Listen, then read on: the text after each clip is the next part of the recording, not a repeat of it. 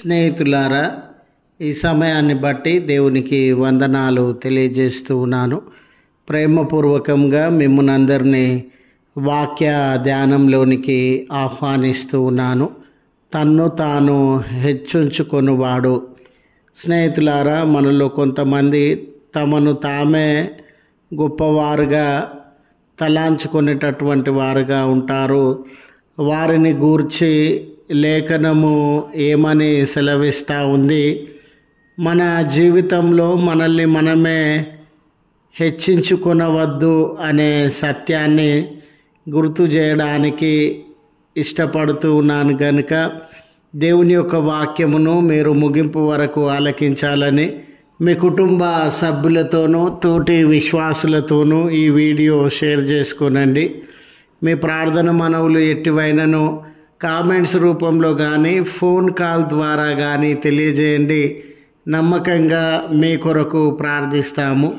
ఈ వీడియో మీ ఆధ్యాత్మిక జీవితములకు ఉపయోగకరంగా ఉంది అని మీకు అనిపిస్తే దయచేసి ఈ ఛానల్ను సబ్స్క్రైబ్ చేసుకునవలసినదిగా మనవి చేస్తూ ఉన్నాను. లేఖనము లూకాసు వార్త 14వ అధ్యాయము 11వ వచనము. తన్ను తాను హెచ్చించుకొను ప్రతి వాడును తగ్గింపబడును, తన్ను తాను తగ్గించుకొను వాడు హెచ్చింపబడును. మనలో చాలామంది చాలా విషయాలలో మనల్ని మనమే హెచ్చించుకునేటటువంటి వారంగా ఉంటాం. నా అందమని, నా అంతస్తని, నా అధికారమని, నా టాలెంట్ అని, నా చదువు అని, నాకు కలిగినటువంటి గౌరవము అని మనల్ని మనమే హెచ్చించుకునేటటువంటి వారంగా ఉంటాం. ఒకవేళ ఏదైనా ప్రత్యేకమైన తలాంతు దేవుని వలన పొంది ఉంటే దాన్ని బట్టి కూడా చాలా గర్వపడేటటువంటి వారంగా ఉంటాం. నాలాగా ఎవ్వరు బోధించలేరు, నాలాగా ఎవరు చదవలేదు, నాలాగా ఎవ్వరు రాజకీయం చేయలేదు, నాలాగా ఎవ్వరు ఉన్నత స్థితిని అనుభవించలేదు, నాలాగా ఎవరు పాడలేరు, నాలాగా ఎవరు మ్యూజిక్ ప్లే చేయలేరు అని దేవుడు మనల్ని ప్రేమించి ఇచ్చిన తలాంతు విషయంలో, ఆస్తి విషయంలో, అధికారం విషయంలో, అందచందాల విషయంలో మనల్ని గూర్చి మనమే హెచ్చించుకొని గొప్పలు చెప్పుకునేటటువంటి వారంగా ఉంటాం. చాలామంది సేవకుల జీవితములను కూడా గమనించినప్పుడు వారిని గూర్చి వారే అనేకమైన గొప్పలు చెప్పుకోవడాన్ని మనం గమనిస్తాం. నేను ఇలా చేశానండి, అలా చేశానండి, నాకులాగా ఎవరు చేయలేదండి, నా దగ్గరకి ఇంతమంది ఆరాధికులు వస్తారండి, నేను ఇలానే ఇంటి పెద్ద సంఘంలో ఉన్నానండి, నాకులాగా ఎవరు బోధించలేరండి, నేను అనేకమైనటువంటి ఆత్మీయ వరములు కలిగినటువంటి వాడనండి, ఇంతమంది నా వలన రక్షణలోనికి వచ్చారండి అని ఎన్నో ఎన్నో గొప్పలను చెప్పుకునేటటువంటి వారుగా ఉంటారు. ఆ ఆత్మీయ వరాలు కూడా తమను తాము హెచ్చించుకోవడానికే గుర్తు చేసుకునేటటువంటి వారుగా ఉంటారు. ఇలాంటి తరుణంలో దేవుని వాక్యము సెలవిస్తున్నటువంటి మాట, తన్ను తాను హెచ్చించుకునేటటువంటి వాడు, గర్వపడేటటువంటి వాడు దేవుని దృష్టికి ఇష్టం లేదండి.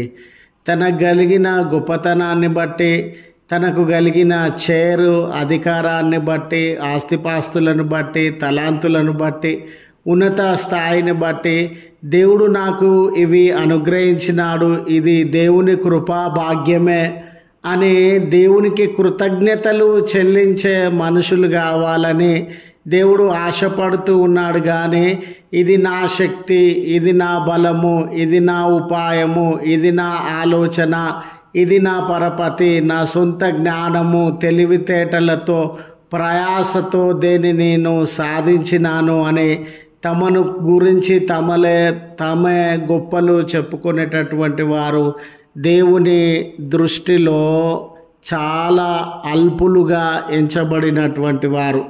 మీరు చూడండి, తన గురించి, తన దేశము, ఆస్తిపాస్తులు, సంపద, ఉన్న పేరు ప్రఖ్యాతులను బట్టి గర్వపడినటువంటి నెబుకద్నెజరును దేవుడు గడ్డి తినిపించినటువంటి వాడుగా ఉండినాడు.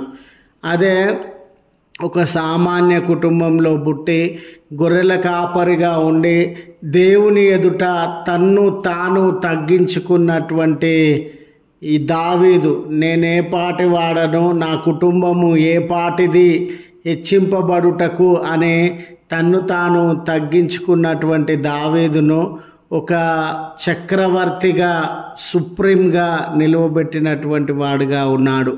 యేసు ప్రభువుల వారు ఈ మాటలు ఎలాంటి సందర్భంలో తెలియజేస్తూ ఉన్నారనంటే, వారిని ఒక పరిసయ్యులలో ఒక అధికారి ప్రభుల వారిని భోజనానికి పిలిచినటువంటి సందర్భం. ప్రభుల వారితో అనేక మంది అధికారులు, మత నాయకులు, పరిసయ్యులు ఆ విందునకు, భోజనానికి పిలువబడినటువంటి వారుగా ఉన్నారు. అలాంటి సందర్భంలో స్నేహితులారా, అక్కడ ఉన్నటువంటి మతాధికారులు అగ్రపీఠములు, అంటే మొదటి వరుసలో మేమే కూర్చొని ఉండాలి, ప్రధానమైనటువంటి చైర్లలో మేమే కూర్చొని ఉండాలి అన్న ఆకాంక్ష కలిగినటువంటి వారై అగ్రపీఠములను, అంటే ప్రధానమైనటువంటి చైర్లలో కూర్చోవడానికి పోటీ పడేటటువంటి వారుగా, ప్రయత్నము చేసేటటువంటి వారుగా ఉంటారు. ఇలాంటి వ్యక్తులను మనము మన సంఘాలలో దినదినము గమనించేటటువంటి వారంగా, సమాజాలలో, కుటుంబాలలో దినదినము గమనించేటటువంటి వారంగా, నేను నేను నేను తప్ప వేరే మాట మాట్లాడలేని స్థితిలో ఉన్నటువంటి వారిని, నాకు గుర్తింపు ఇవ్వలేదండి, నాకు విలువ ఇవ్వలేదండి, నా పేరు ప్రకటించలేదండి, నన్ను ఎంచలేదండి, పట్టించుకోలేదండి అని దేవుని సన్నిధానంలో ఇష్టానుసారంగా ప్రవర్తించేటటువంటి వ్యక్తులను మనము గమనించేటటువంటి వారంగా ఉంటాం.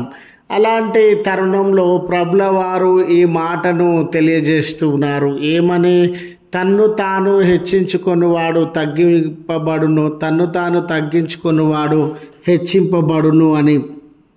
చూడండి స్నేహితులారా, ప్రభుల వారు ఆ అధికారుల ముందు పలికినటువంటి మాట, అగ్రపీఠముల కొరకు పోటీ పడుతున్నటువంటి వ్యక్తులతో పలికినటువంటి మాట, మీకంటే ప్రముఖమైనటువంటి వాడు, మీకంటే ఉన్నత స్థితిలో ఉన్నటువంటి వ్యక్తి వచ్చినప్పుడు మీరు కూర్చొని ఉన్నటువంటి ఆ ప్రముఖమైనటువంటి చైరును వదిలేసి వెనుక వరుసలోనికి వెళ్ళవలసి వస్తూ ఉంది కదా.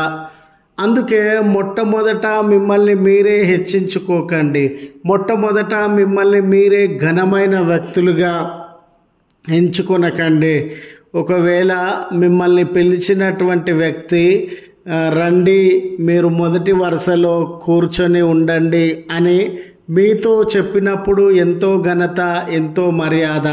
అలా కాకుండా మీరు ముందు వరుసలో కూర్చొని ఉంటే మీరు ఇక్కడ నుంచి లేచి వెనుక వరుసలోనికి వెళ్ళండి, మీకంటే ప్రముఖమైనటువంటి వ్యక్తి ఒకరు వస్తూ ఉన్నారు అని మీతో చెప్పినప్పుడు ఆ మాట మీకు ఎంతో అవమానం కదా. అందుకే మిమ్మల్ని మీరు హెచ్చించుకొనకండి అని.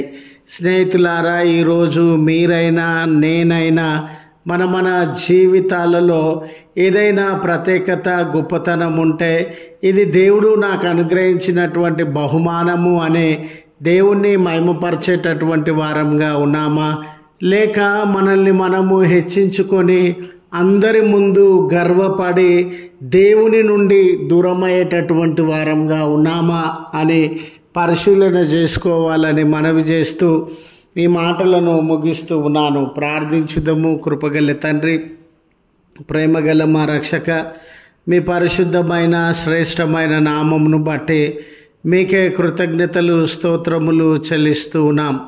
మమ్మల్ని అందరినీ ప్రేమించినావు.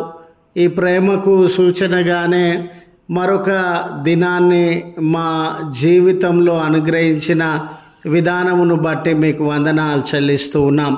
ఈ నూతన దినాన మా జీవితములను, ఆలోచనలను, హృదయములను, ఆలోచన సరళిని నూతన పరచుటకు ఇష్టపడుతున్నటువంటి దేవుడవయ్యా, మీ స్వరాన్ని ఆలకించి మా ఆలోచనలను, మా దృష్టికోణాన్ని, మా తలంపులను, జీవితములను నూతన పరచుకునే వారముగా ఉండడానికి మమ్మల్ని మేము మీ చేతులకు అప్పగించుకొనుచు ఉన్నాం. అయ్యా, మీ చిత్తాన్ని అనుసరించి నూతన ఆలోచన వైపు ఈ నూతన దినాన మమ్మల్ని నడిపించవలసినదిగా మనవి చేసుకొనుచు ఉన్నాం. దయగల తండ్రి, ఏ రోజు మమ్మల్ని మేము హెచ్చించుకొనకుండా, గర్వమునకు తావు ఇవ్వకుండా మీ బలమైన హస్తముల కింద విధేయత కలిగి జీవించుట మాకు నేర్పుమని బ్రతిమాలుకొనుచున్నాం. దయగల తండ్రి, మరి ముఖ్యంగా ప్రార్థన సహాయము అడుగుతూ ఉన్న బిడ్డలందరి పక్షాన మేము ప్రార్థన చేస్తూ ఉన్నాం. వారి మొరలను ఆలకించండి. వారి కొదువలను, కష్టములను, భారములను, బలహీనతలను తొలగజేసి అనేక మేళ్లతో వారిని నింపవలసినదిగా బ్రతిమాలుకొనుచున్నాం. ఈ దినాన వెడ్డింగ్ యానివర్సరీ, బర్త్డేస్ జరిగించుకొనుచున్న నీ ప్రియ బిడ్డలను మీ హస్తములతో తాకి బలపరిచి నూతన శక్తి, నూతన బలం, మీ ఆశీర్వాదములు, మీ దానములుగా అనుగ్రహించుమని క్రీస్తు పేరట వేడుకొనుచు ఉన్నాము తండ్రి. ఆమెన్. తండ్రి, కుమార, పరిశుద్ధాత్మ త్రియేక దేవుని దీవెన మనకు తోడై ఉండి మనలను కాపాడునుగాక. ఆమెన్.